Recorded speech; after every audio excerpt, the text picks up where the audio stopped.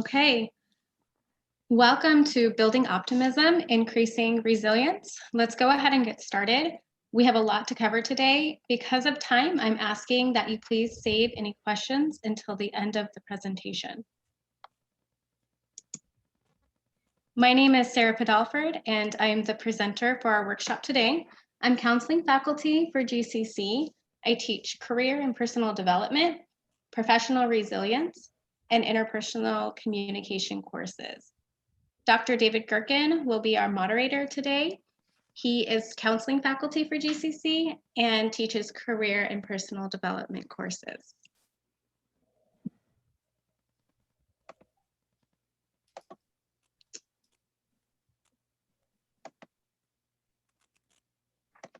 Okay.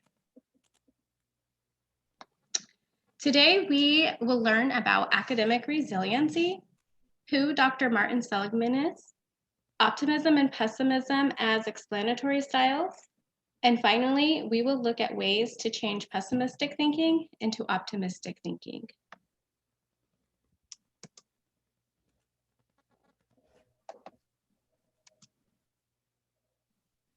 First, let's understand more about academic resiliency. Essentially, these are skills that can be developed to help students overcome difficult or stressful situations. Dr. Thomas Aubrey, the director of our Behavioral Health Sciences program and author of The Resilient Learner, states that it prepares students psychologically and emotionally for the demands they will face in school and personal life, including mental and emotional problems, to succeed academically. These are some of the most important skills you will develop in school and in life to help you manage life's most challenging moments.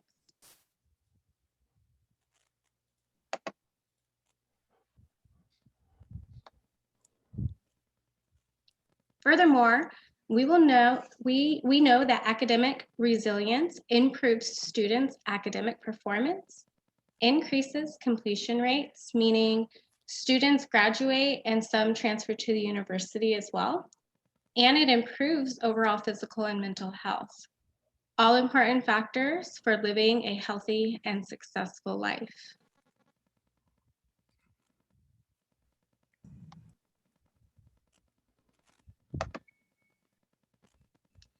Let's take a look at the academic resiliency model. This model is known as the PERTS model, which stands for Psychological and Emotional Resiliency Training, developed by Dr. Aubrey, who I mentioned earlier. There are 6 parts that make up this model, including self-regulation, mental flexibility, motivation and self-directed achiever, positive psychological strengths, interpersonal connection and support, and self-care and revitalization. Each part is critical to becoming a more resilient learner. For the purposes of today's workshop, I'm going to focus on one key component that comes from positive psychological strengths and also encourages mental flexibility. If you would like to continue building your academic resiliency skills after this workshop, I encourage you to take CPD 150.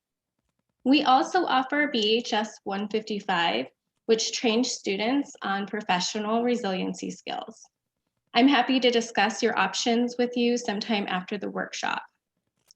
Let's move on and learn more about developing positive psychological strengths. Excuse me, Sarah, at this point, did you want to do the poll, the first poll?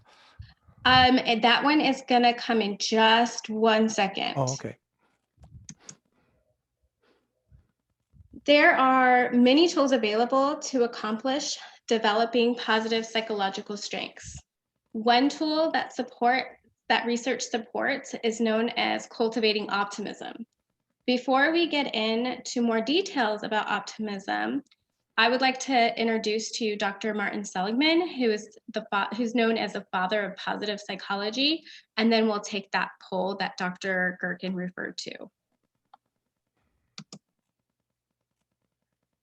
Most of the research I will share with you today is credited to Dr. Seligman.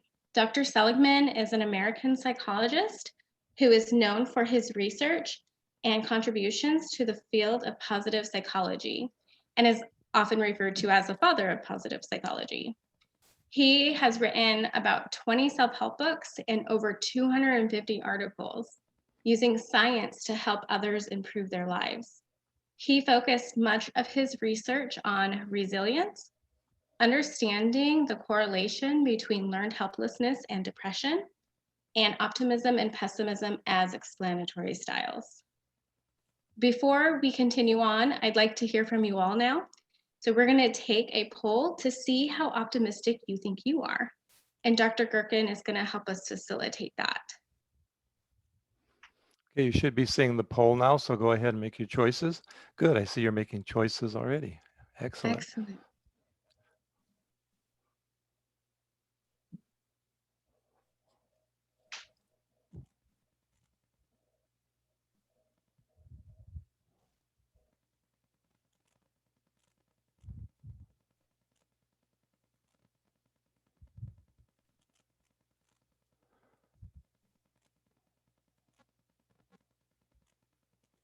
Okay, it looks like just about everyone's responded.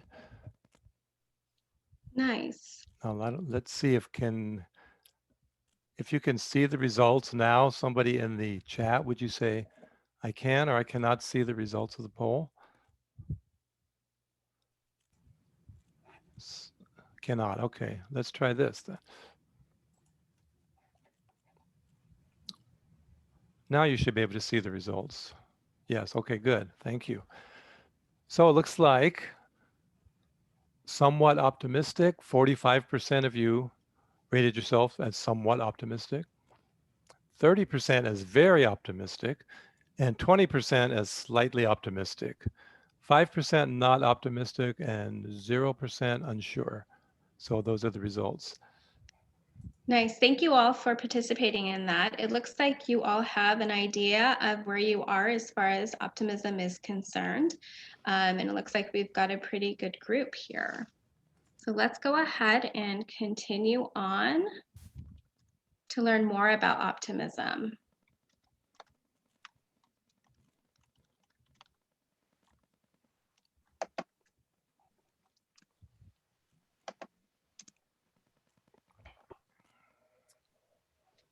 Becoming more optimistic can increase resiliency and motivation and improve self-esteem and mental health. Before we learn how to increase optimism, let's first learn more about it as an explanatory style. This may be a new concept for many of you. Simply put, explanatory styles are ways in which we explain the good and bad things that happen in our world. According to Dr. Seligman, your explanatory style stems directly from your view of your place in the world, whether you think you are valuable and deserving or worthless and hopeless. It is the hallmark of whether you are an optimist or a pessimist. Let's take a look at the 3 dimensions of explanatory styles.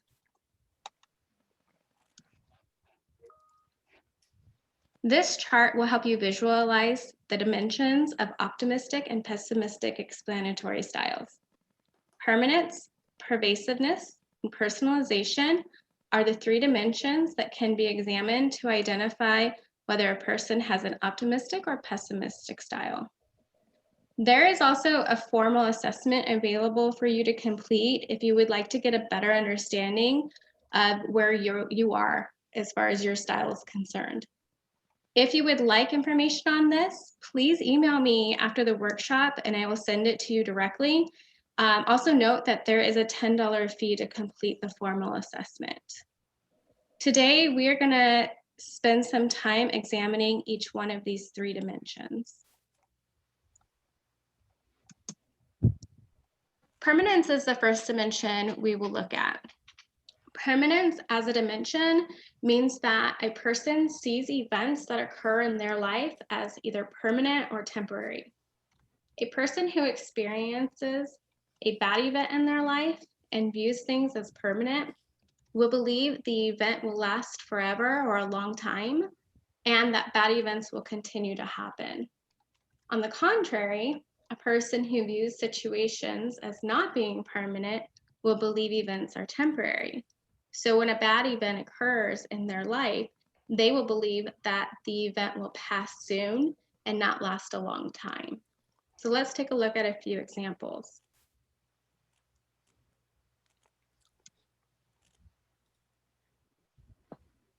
As you read through these examples, notice that there is a theme that emerges in the language being used.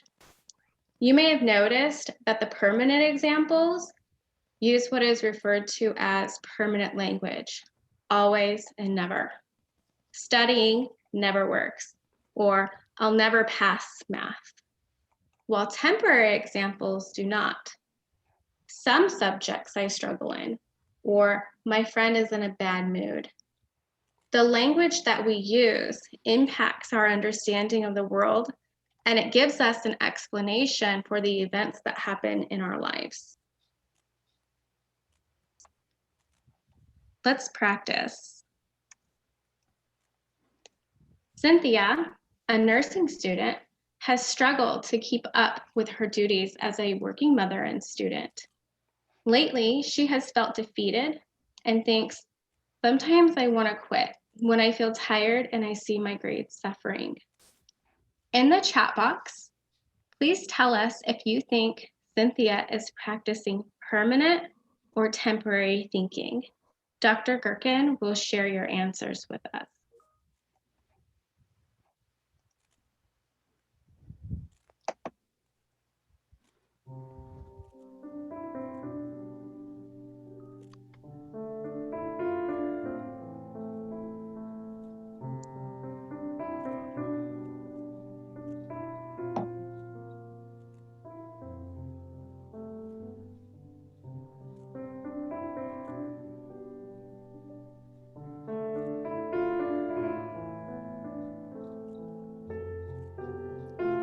I see about 20 responses and every one of them says temporary.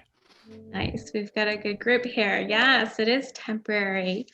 So even though Cynthia was, excuse me, one sec, turn that music off. Okay. So even though Cynthia was tired, considers quitting, we can see that she recognizes this as a temporary event in her life. A key factor here was her use of sometimes, which tells us that she recognizes this event as a temporary one.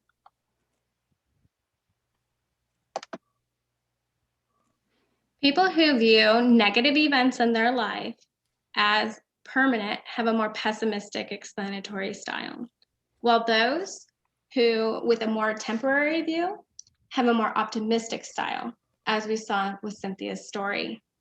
It is important to keep in mind that this is not an all or nothing approach. People can be somewhere in the middle or slightly more optimistic than pessimistic, or vice versa. There is an opportunity for everyone to grow, even if they are more optimistic than pessimistic, which we will discuss further later on.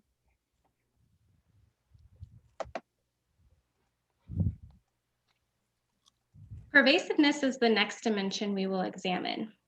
This dimension explains the impact of failure on a person's life in either a universal or specific way. If a person sees failure universally, it will impact many or all parts of his or her life. Alternatively, a person who makes more specific explanations will see failure impacting a specific part of their life. Let's look at a few examples.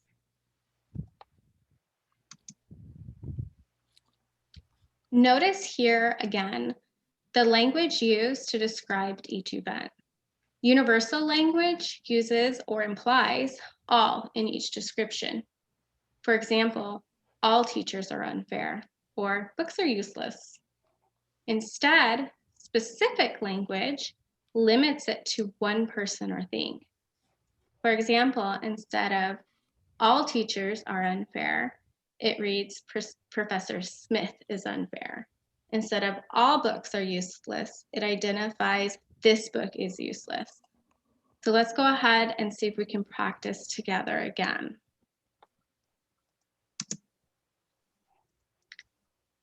Joey has a breakup with his significant other right before finals week. The next day, he gets angry at his mom and best friend for trying to cheer him up. He spends most of his weekend watching Netflix instead of studying.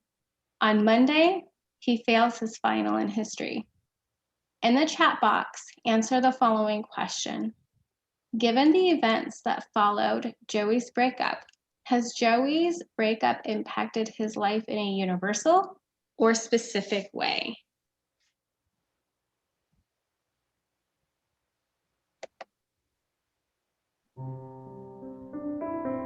Okay, I see the results starting to come in the chat, so that's great. Okay. Give you a minute or so to continue answering.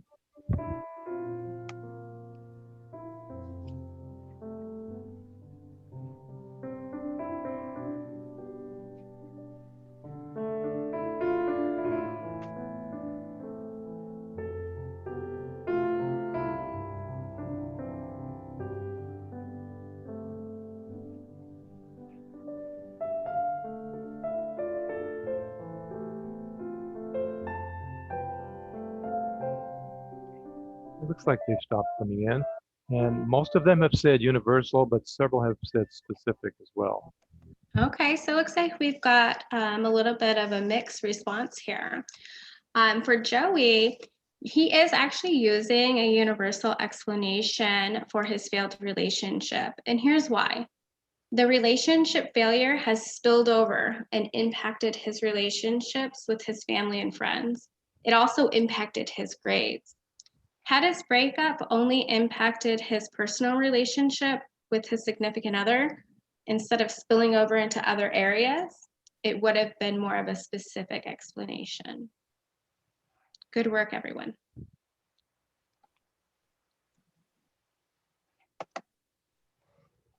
People who make universal explanations for failure in their life have a more pessimistic explanatory style, as we saw with Joey's breakup. While those who make specific explanations for their failure have a more optimistic style. Again, it is important to keep in mind that it is not an all or nothing approach. A person may be somewhere in the middle, slightly more pessimistic or optimistic, or vice versa. This is where the assessment I mentioned in the beginning can help. You can get an idea of where you are with regard to your explanatory style. Furthermore, the assessment identifies just how optimistic or pessimistic a person is in different parts of their lives.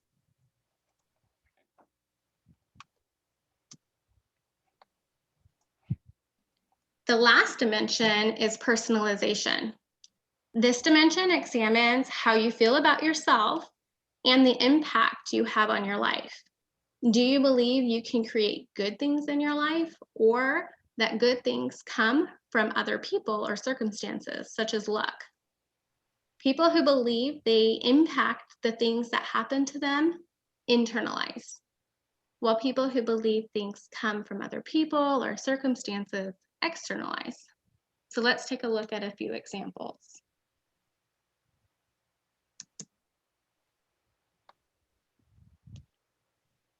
Internal examples read, I can be successful in school. I can create good relationships with others. My skills, and you can fill in the blank. External include, the teacher is an EG grader. Some people like me, some people don't. My teammates' skills, and you can fill in the blank. Notice though, that the internal examples focus on the self controlling or impacting the outcome, where the external examples focus on others impacting the outcome. Let's practice together. Maria is studying to become a veterinarian. She loves animals and can't wait to begin her career. After a rigorous finals week, passing chemistry, calculus, and English, she is proud of her hard work. She shares with her best friend, if I keep working hard, I know I can get a scholarship when I transfer. In the chat box, share if you think Maria is internalizing or externalizing her success.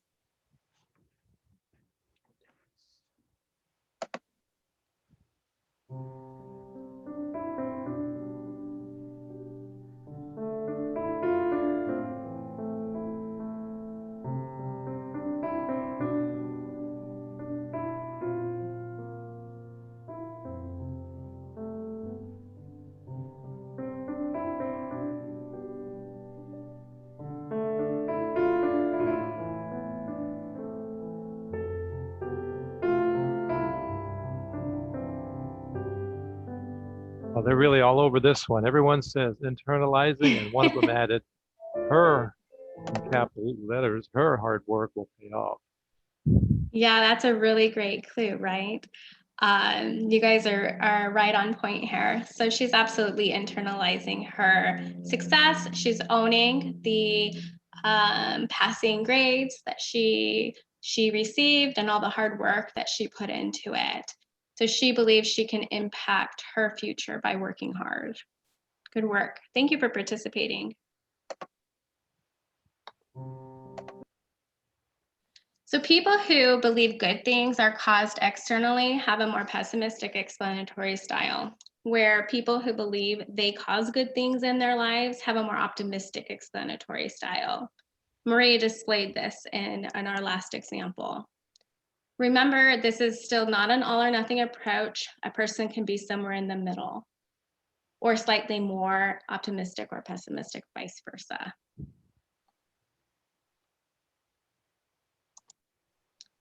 Now that we understand the difference between pessimistic and optimistic styles, let's take a look at how optimism can be learned and practiced. The most important aspect of learned optimism is to learn how to talk to yourself with encouragement when you suffer a personal defeat. And there are two ways that you can practice this skill. First, you want to avoid using permanent language like all, always, and never, like we saw in the past examples. Second, you want to dispute your beliefs by using evidence or other alternative explanations. This requires practicing regularly. The more you begin to identify permanent language and beliefs that generate pessimism, then transform them, the more optimism you will foster. So we're going to spend some more time practicing in the next two slides.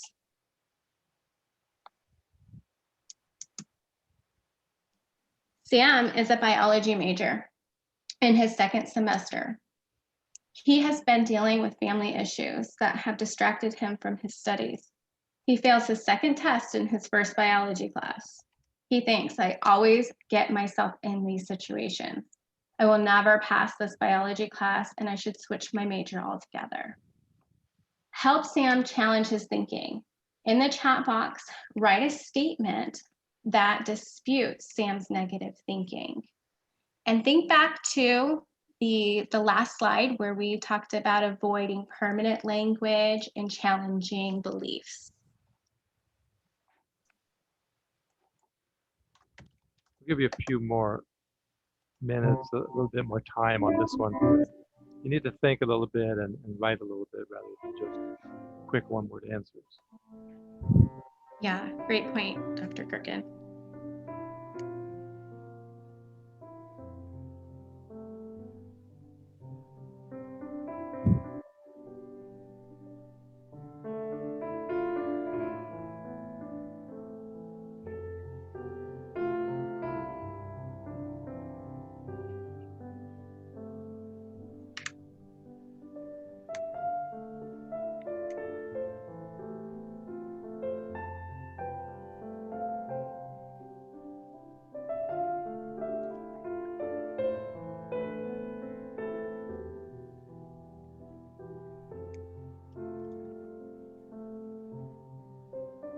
All right, I see 4, 5 answers and more are coming in.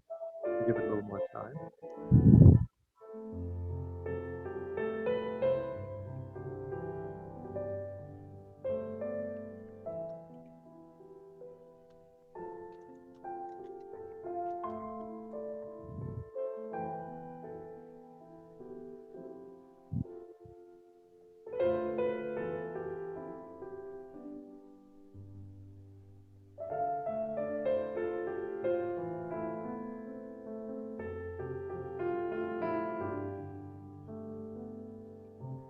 Lots of great answers, but I'm still going to give it a little more time because some people think and write a little bit more slowly like I do. I would need a little more time if I were doing this, so we'll give it a little bit more.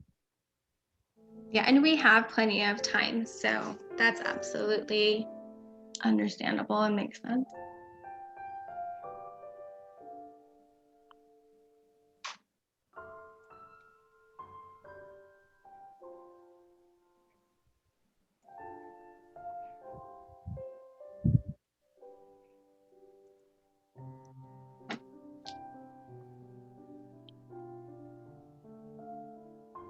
Okay, I'm going to start reading a few of these. They're really interesting, really good answers.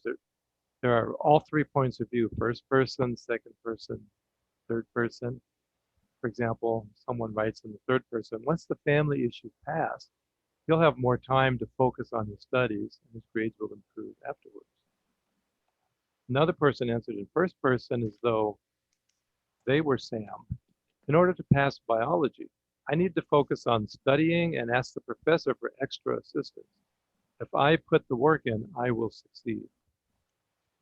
Another first person answered, if I work hard the rest of the semester, I can pull my grades back up and pass this class. Nice. All This great. situation is temporary and he can achieve better scores on the next test. If he works hard, he can pass the class and so on. I'm going to pull out just a few more examples. Here's a second person one. Sam, you know your biology skills. This bad grade happened because of your family issues getting in the way.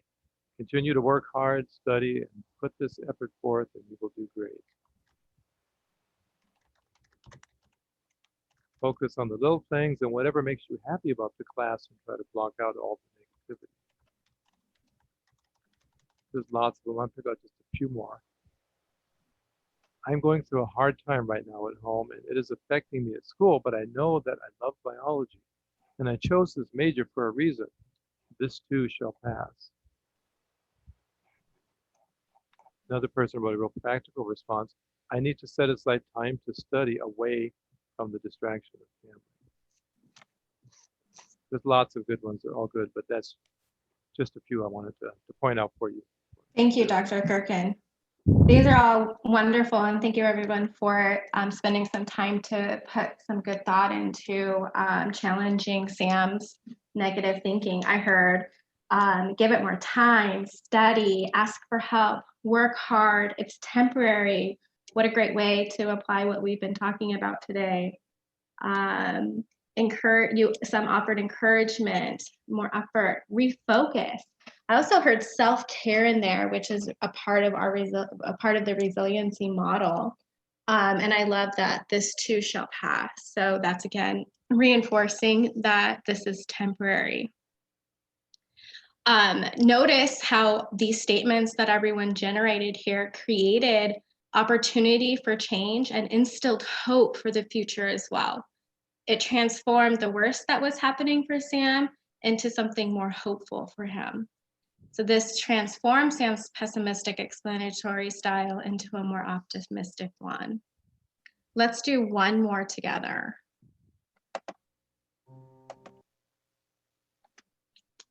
All right.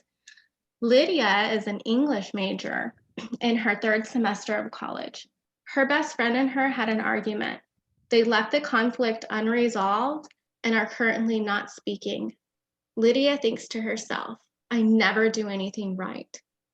Just like you did with Sam, help Lydia challenge her thinking. Write a statement in the chat that disputes Lydia's negative thinking.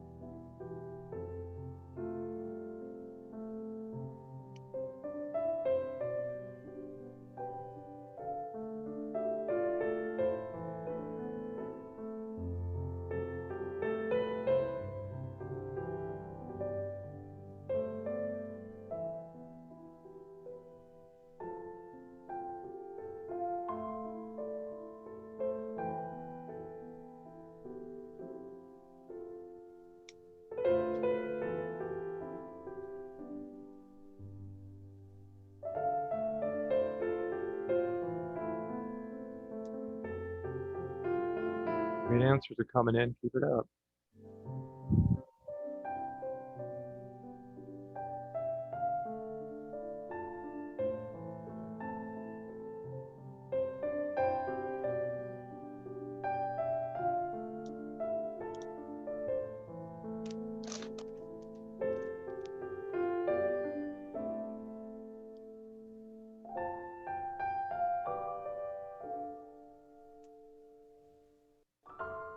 About 10 answers so far. I'll give a little more time for those again who think and write a little more slowly like I do.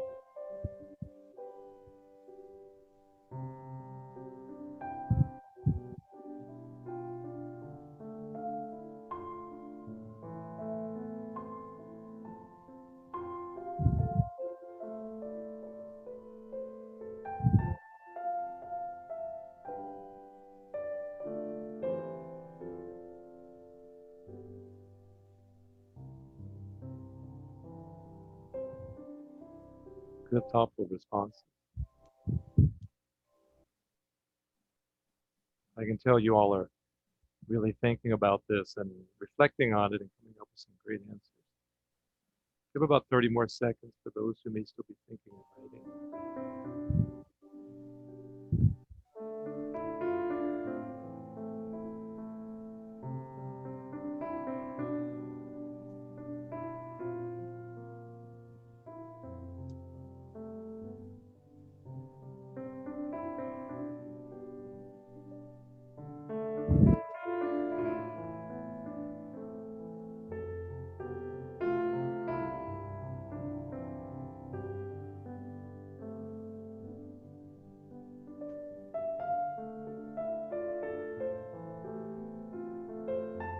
Okay, I'm going to share a few of these.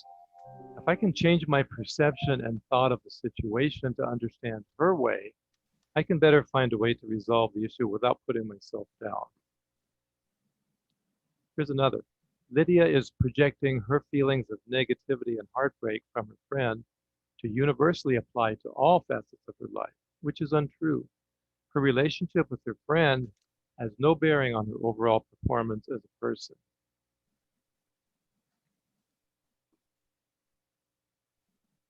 Lydia can do some things right. The situation is specific, circumstantial, and temporary.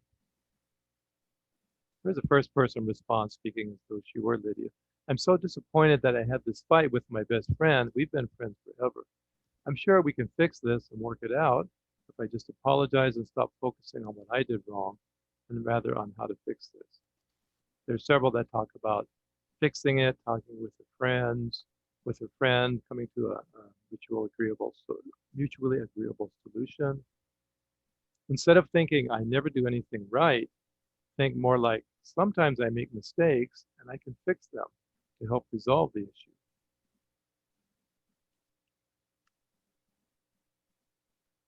All right. There's a couple more I think I want to read here. Try seeing each other's point of view and make time to have a discussion. You can both agree to disagree while still remaining friends.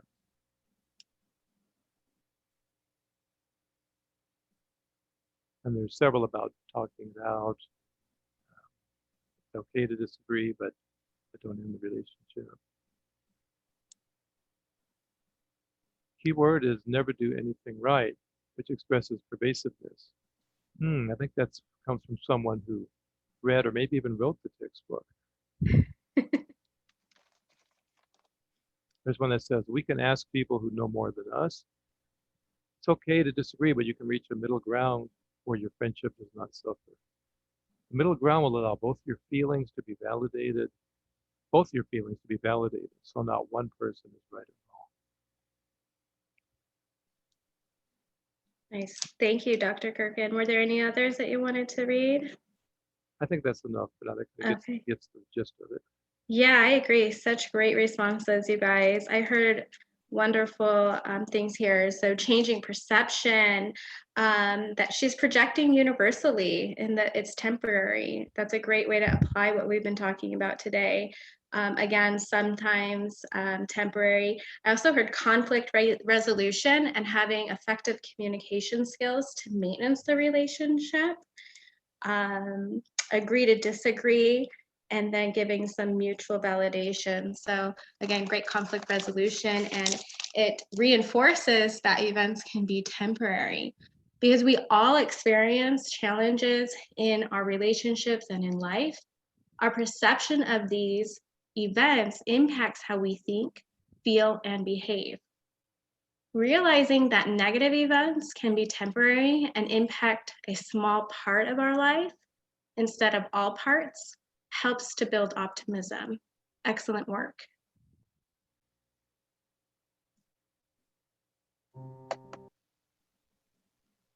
Today, we learned about the 3 dimensions that make up optimistic and pessimistic explanatory styles, which is how we explain the events and experiences in our lives. We also learned by transforming permanent language and challenging our beliefs that we can help cultivate a more optimistic way of thinking. I'd like to share a quote from Dr. Seligman that helps us further understand the importance of cultivating optimism to increase resiliency skills. It reads, "The defining characteristic of pessimists is that they tend to believe that bad events will last a long time, will undermine everything they do, and are their own fault. The optimists, who are confronted with the same hard knocks of this world, think about misfortune in the opposite way. They tend to believe that defeat is just a temporary setback or a challenge, that its causes are just confined to this one case."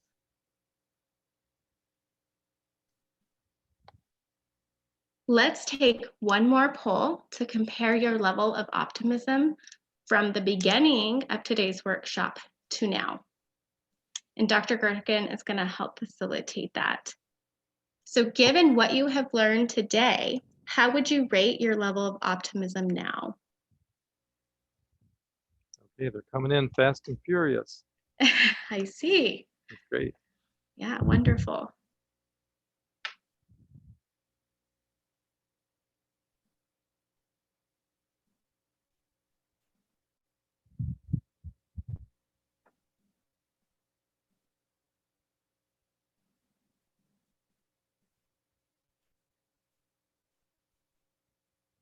Okay, it looks like they've stopped. It looks like the numbers would indicate that just about everyone has responded.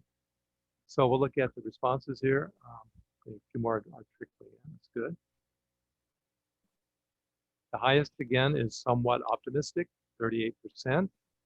Oh no, I'm sorry, very optimistic is 50%. Somewhat optimistic is 38%. Slightly optimistic, 11%. The numbers are shifting a bit as people come in, but nobody said not optimistic or unsure. Let's go back to poll 1, take a look and compare. So I'm going to end this poll and share the results. You can see the percentages, very similar to what I just described.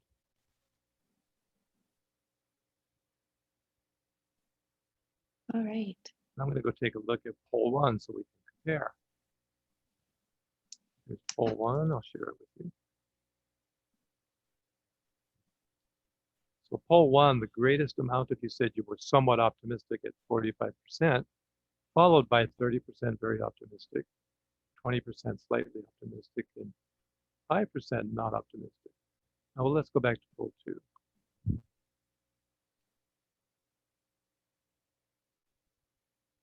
All right, so it looks like there was an increase of being very optimistic and somewhat optimistic, or excuse me, no, for very optimistic, because it went from 30 to 51%.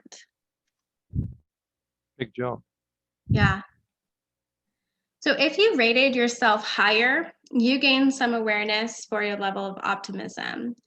If you rated yourself the same, this information likely confirmed what you already knew about yourself. If you rated yourself lower, you also gain some awareness and realize that there's opportunity to become more optimistic. Okay. And I want to remind you guys of that assessment because that can be helpful for you to gauge and continue working on it as well. Okay, you can email me if you want to take that assessment.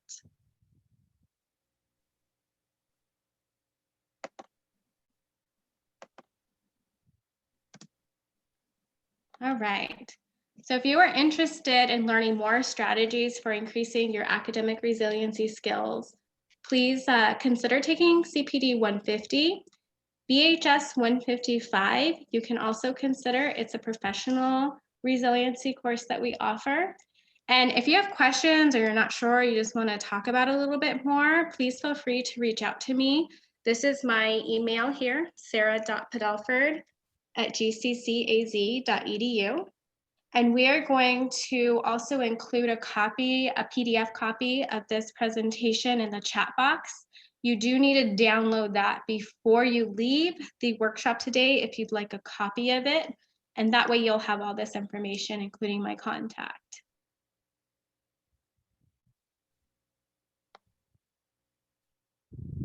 But this time, I'd like to open it up for questions. Please use the chat box and Dr. Gerken will share your questions with me. If you are here for extra credit, please indicate in the chat box if you are, what class you are in and your instructor's name. You can also indicate if you're an honors student. So just some identifying information so that we can get that info to your instructor.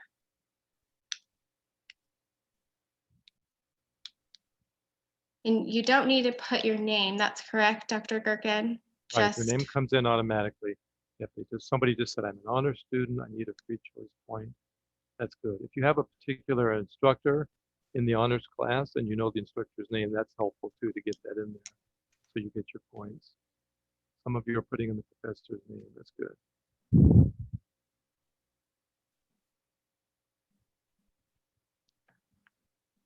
So lots of extra credits coming in. Remember also, this is the time to ask questions you may have for Ms. Padelford, so go ahead and give you a few minutes for that as well.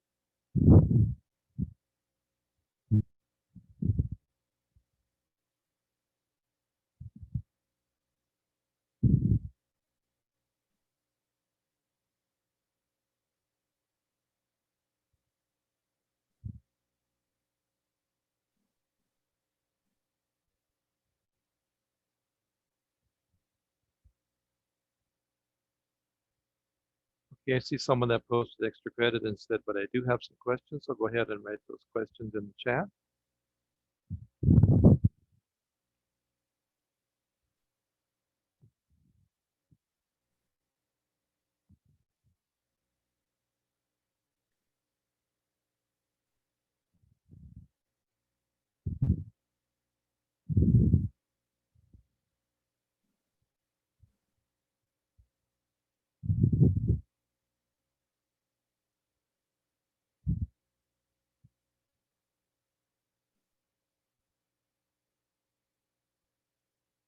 Okay, some extra credit information is still coming in.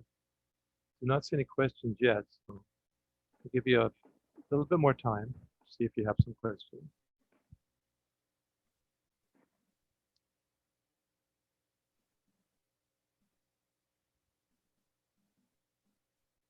Okay, here's a question. What would be a tip? Oops, just moved because of my extra credit. Or another question. What would be a tip for us to be positive while taking a hard course? That's a really good question. And I think that we can even tie in some of the information that we have gone over today.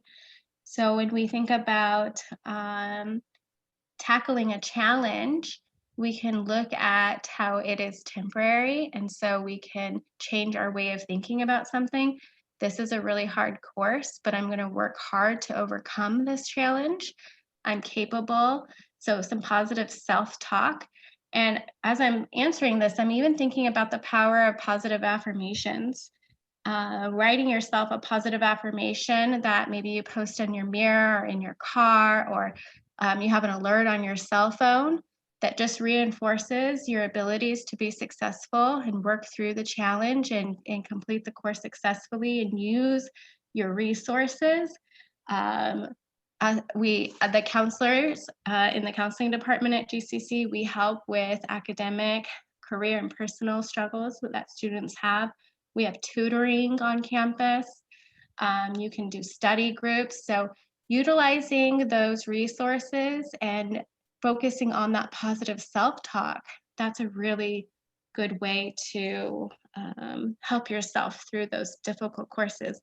And we know college isn't easy, right? You're going to have classes that are difficult. I had many in my academic career too. So it's par for the course, but there is definitely opportunity to complete them successfully.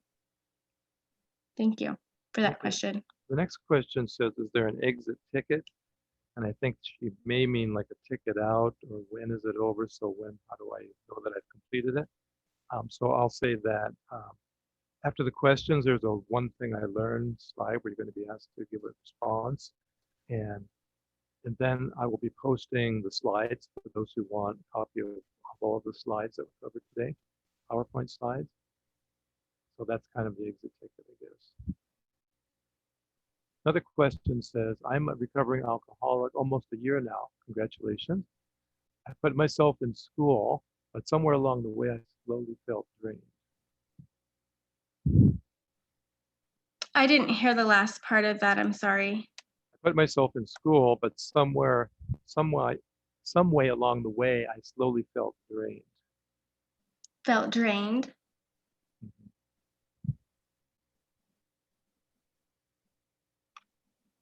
Is that what it read, Dr. Gerken? Slowly felt drained? Okay. Slowly felt drained. Well, first, congratulations on your sobriety. That's awesome. If you're feeling like you're losing energy and motivation, that's something that I would encourage you to come talk to one of the counselors at GCC. We are seeing students for video conferences and phone appointments, and that's something that would really be beneficial, I think, in a private one-on-one session or setting. And I wonder if we could put, Dr. Gerken, maybe in the chat box, we could put the counseling email in there. Yes. counseling@gccaz.edu.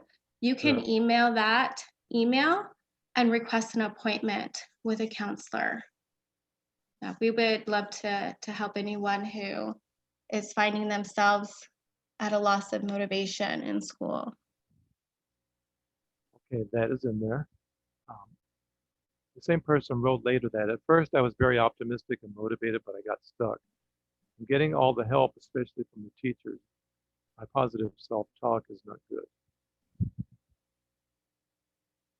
Okay. Awesome that you are looking for help from your teachers and you're using your resources there. I would also encourage the one-on-one session or set of talking about this one-on-one with a counselor, but just going back to a few things that you can do on your own. Positive affirmations daily. For every one negative self-talk, some research suggests that you need 5 positives to combat that.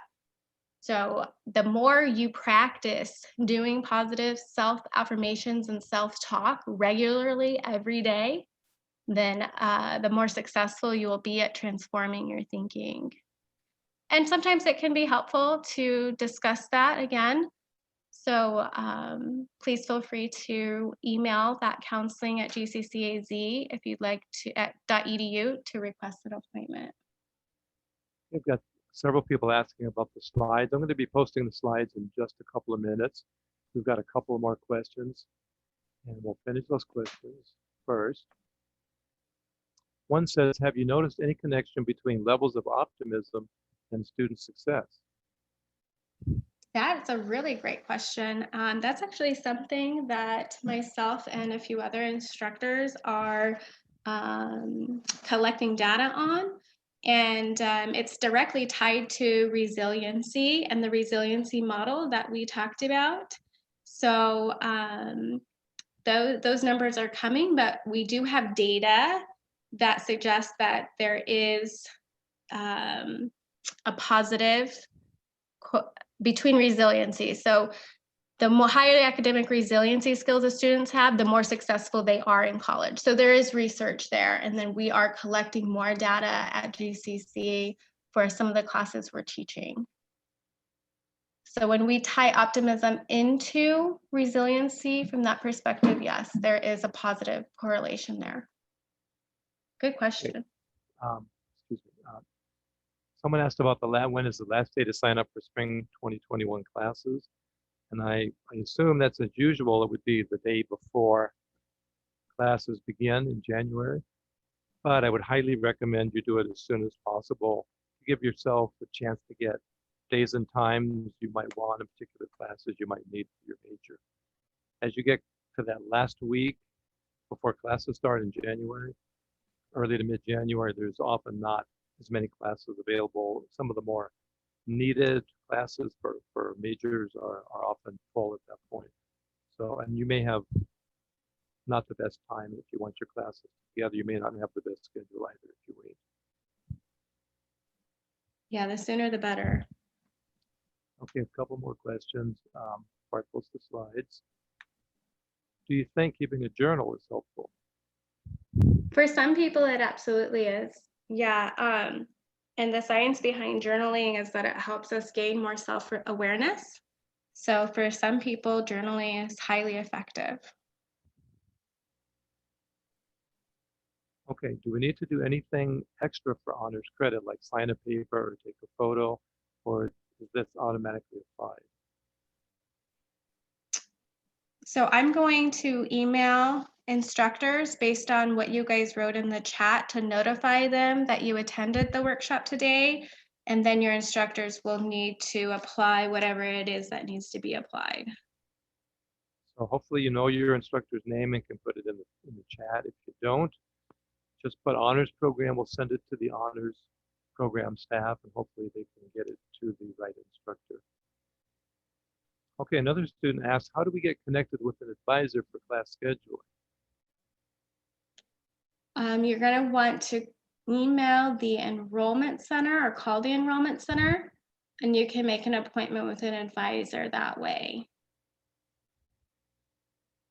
Another way is to search on academic advising on the GCC main website, and you should be able to find, if you put in advisor, advising, academic advising, those kinds of terms, you should be able to get the phone number to call and schedule with an advisor, or the email or chat. There's several different ways you can connect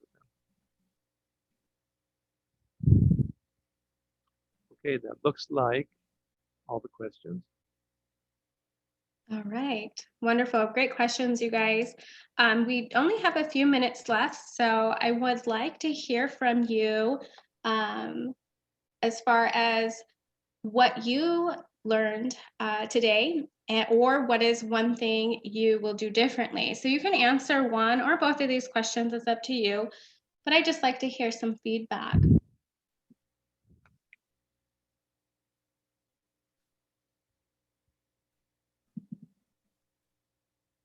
And you can type that in the chat box. I wasn't clear on that.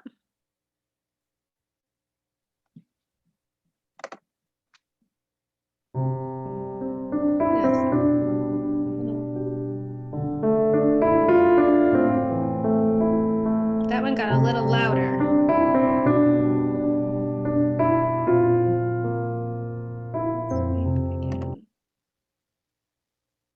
Was that loud on your end, Dr. Gergen? A little bit louder than the others. Yeah. Not bad. Okay.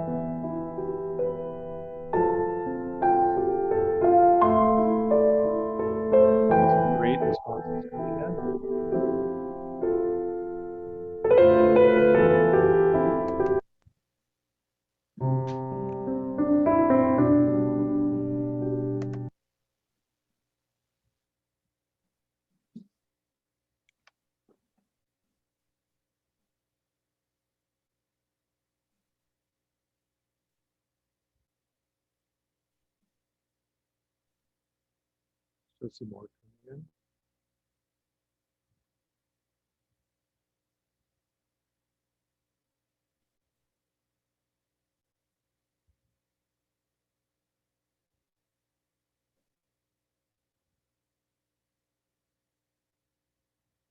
Okay, the slides are loading into the workshop right now, so you'll be able to get those slides in just a second.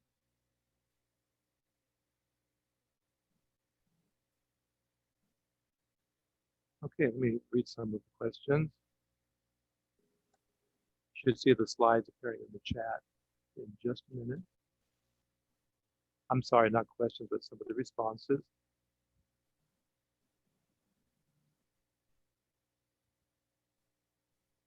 I want to curb the amount of absolute, universal, and permanent statements I make my ideas and statements more nuanced. I learned the impact of permanent words, and I will write more positive affirmations to myself. I learned about universal and specific explanations and using permanent words. I learned to be more optimistic I learned I am more optimistic than I thought I was, and I now understand how to better use my language to be more positive when I'm struggling. I learned what optimism is and how to change my thinking to be more optimistic. I learned more about negative thoughts, how they're formed, and how to combat them. I want to try to work on being more positive to myself. I learned that I really need to be aware of my negative self-talk and look at each situation separately rather than universally. I learned that no matter the situation, there's always a way to resolve the issue. The use of permanent words. I plan on being more aware of my self-talk and change my statements from universal to specific. I will start looking at everything as temporary instead of permanent. And I learned how to transform my pessimistic thoughts into a more optimistic outlook. Also, I learned how blind I am to some pessimistic statements that I make often. Wonderful, you guys. It sounds like you really honed in on transforming permanent language into temporary, gained some self-awareness, learned about combating negative thinking, all wonderful things to foster optimism. We are just about out of time, but very quickly, these are some upcoming workshops that we are putting on for the fall semester. So we have The Need for Connection by Mia Hernandez, Monday, November 2nd at 11. Remote Test Taking and Test Anxiety by Amy Torgerson on Tuesday, November 10th. And Healthcare Literacy and COVID-19 Contact Tracing by Dr. James Wilson, Friday, November 20th. So please consider attending those if you can. And I just would like to thank you all for spending time with us today to learn how to build optimism and increase your academic resiliency skills.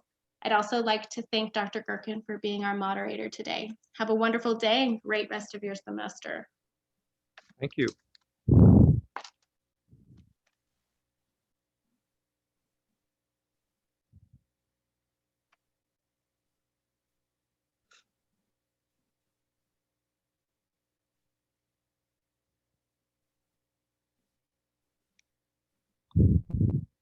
All right.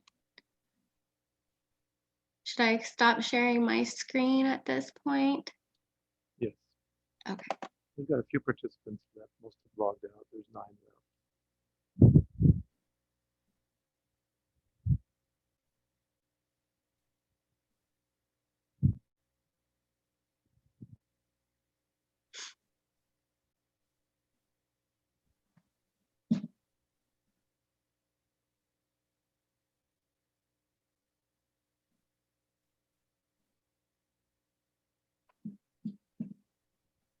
Thank you, Thomas. Sarah, make sure you don't end the meeting until you've saved the chat so that you have all. Oh yeah, thank you for reminding me. You're a great moderator. I would not have been able to do this as smoothly or effectively. Let me save this.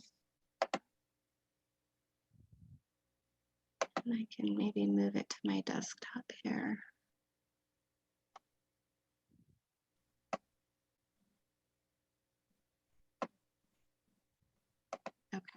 got that saved to my desktop.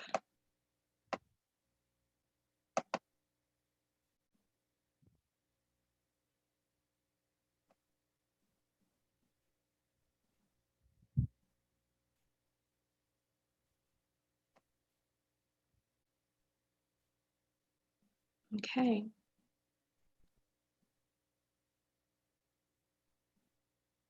Got it saved? I do. I have it saved. Yes. And then do we need to stop the recording? Yes, I need to do that. Thank you.